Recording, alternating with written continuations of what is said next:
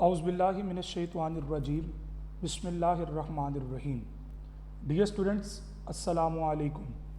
उम्मीद करता हूँ आप सब खैरियत से होंगे। आज इस सेशन के अंदर हम हेडर फाइल्स के बारे में स्टडी करेंगे कि हेडर फाइल्स वगैरह आप कैसे अपने प्रोग्राम के अंदर यूज़ कर सकते हैं।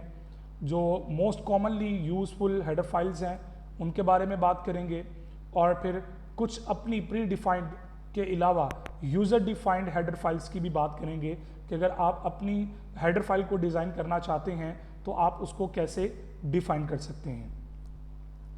So you have already been using a header file from day first. जब से हमने प्रोग्रामिंग स्टार्ट की है आप लोग हेडर फाइल्स के बारे में जानते हैं और आप लोग ये भी जानते हैं कि हेडर फाइल्स में जो सबसे मेन IOStream की हेडर फाइल है आप वो अपने प्रोग्राम में यूज़ करके फिर अपने प्रोग्राम्स की तरफ आप बढ़ते हैं। तो हेडर फाइल के बारे में आप लोग बेहतर तरीके से स्टार्टिंग से जानते हैं, लेकिन उनके एडवांस कॉन्सेप्ट्स और उनकी फर्दर एक्सप्लेनेशन की बात आज इस सेशन में हम करेंगे। You know that we used to write at the top before the start of the main function IOStream.h। आप लोगों ने ये चीज़ ऑब्जर्व की कि हर प्रोग्राम के स्टार्ट पे हम ये हैश इंक्लूड लगा के ये काम करते हैं विद .h।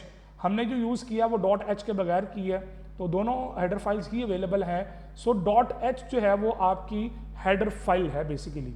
.h जो है वो ये एक्सटेंशन है। You might have got the idea that it is a header file.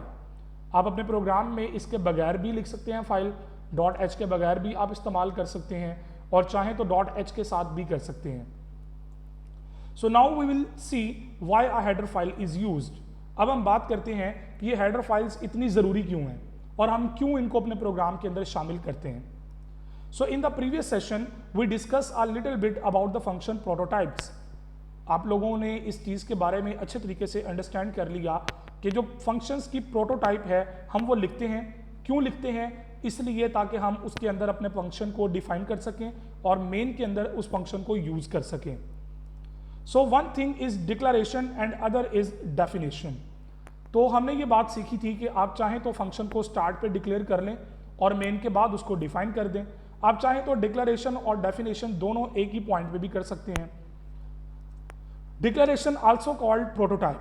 जो आपकी डिक्लेरेशन होती है इसे प्रोटोटाइप भी कहते हैं फंक्शन की, और इसे फंक्शन के सिग्नेचर्स भी कहते हैं।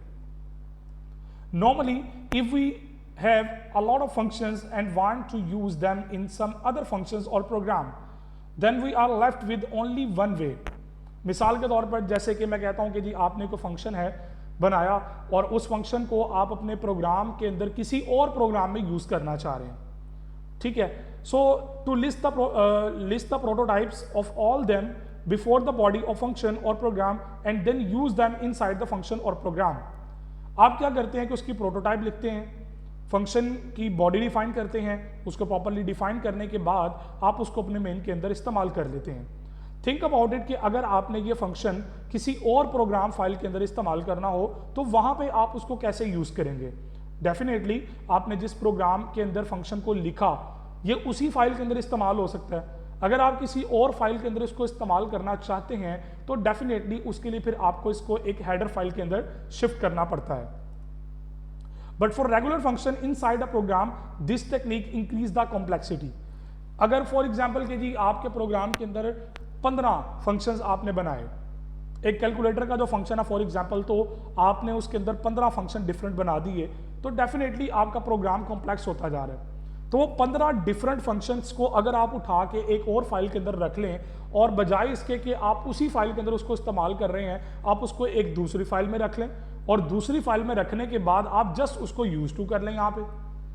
So this problem can be overcome by putting all these functions prototypes in one file and writing a simple line of code for including the file in the programme.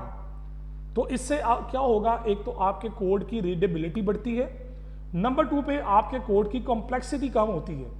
आपका code complex नहीं होता ये है कि मैंने 6 function बनाए, अब वो 6 के 6 फंक्शन मैंने एक फाइल में स्टोर किए और उस फाइल का कोई भी नाम रख दिया और वो नाम मैंने अपने प्रोग्राम के अंदर इंक्लूड कर लिया। So this code line win indicates that this is a file like suppose area.h containing all the prototypes of used functions and see the prototype from that file। तो वो क्या करेंगे, आप जस्ट उसको मेन के अंदर इस्तेमाल करेंगे। अब उससे क्या होगा कि आपको बार बार हर फाइल के अंदर कोड लिखने की जरूरत नहीं पड़ेगी। वन टाइम के लिए आपने एक बार कोड लिख के रख दिए, अब आप उस फाइल को हमेशा अपने प्रोग्राम के अंदर शामिल करते हैं और प्रोग्राम के अंदर शामिल करने के बाद आप जस्ट उनको यूज करते हैं। So this is the basic concept of header file. अब जो फाइल आपने अलग से बनाई और अपने प्रोग्राम में उसको अटैच किया, इंक्लूड किया, that is your header file. आप उस फाइल को कहते हैं that is your header file. So make our own header files which is usually a simple text file। बस फर्क क्या पड़ता है कि उसके साथ .h की एक्सटेंशन लगा देते हैं। So write function prototype inside that file। आप उस फाइल के अंदर तमाम प्रोटोटाइप्स लिख दें अपनी। So that file can be included in your own program by using a #include directive and that would be similar to explicitly writing that the list of function prototyping।